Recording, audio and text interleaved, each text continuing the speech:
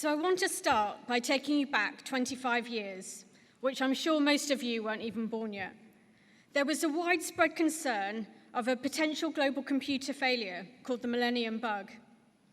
Banking systems were at risk of collapse, medical devices could have failed. The year was 2000. That was the year I graduated in management science and operational research. If you told me back then that I'd be standing here today, I would never have believed it. I'm honored to be invited back in such a special year at Warwick in its 60th anniversary. Esteemed faculty, proud parents, honored guests, and most importantly you, congratulations for what you've achieved.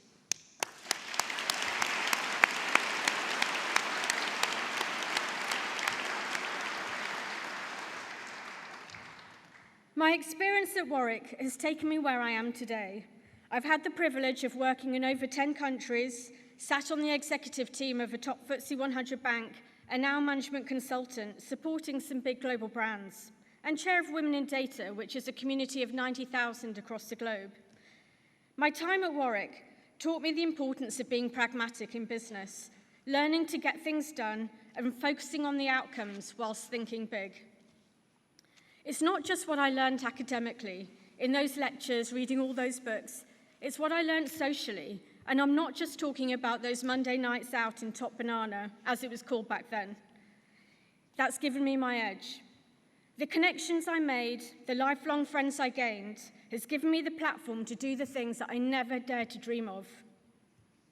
When I was asked to speak at this graduation in my alma mater, I was asked to share some of my life lessons. After several hours of immersing myself in other people's brilliance, I noticed there seemed to be a unifying factor in most of the speeches. It was simply about lists. The top 3 things you should do as a graduate, the 5 mantras of a great life, 9 life lessons, or 5 things to remember and 1 to forget. So as ever, I refused to fit the mold, which Warwick taught me so well. And so I'm going to talk to you about just one thing, which I wish I knew as I sat in your seat in the year 2000. So if there's only one thing you can take away from what I say, it's about learning to embrace continuous learning. It took me a decade to realize the difference between gaining experience versus embracing continuous learning, and I learned it the hard way. I was up for promotion when I was working in banking to become a country MD. I was so convinced the job was mine. I was telling all my friends, my parents, that I was going to become a managing director.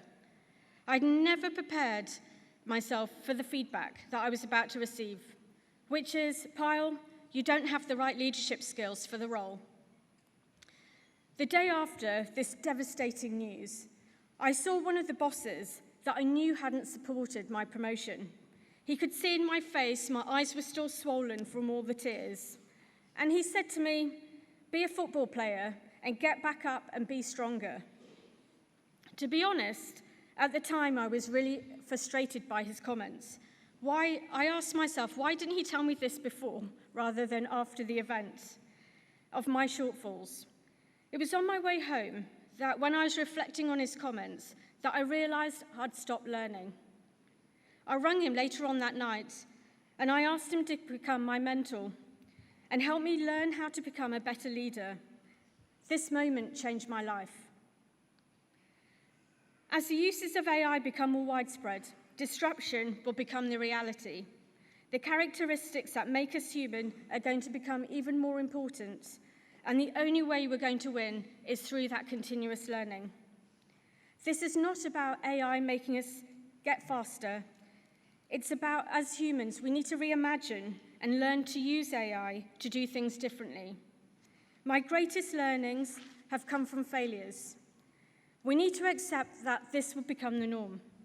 The small and frequent intentional steps forward that we all need to take need to be celebrated and shared. We need to learn not to be afraid.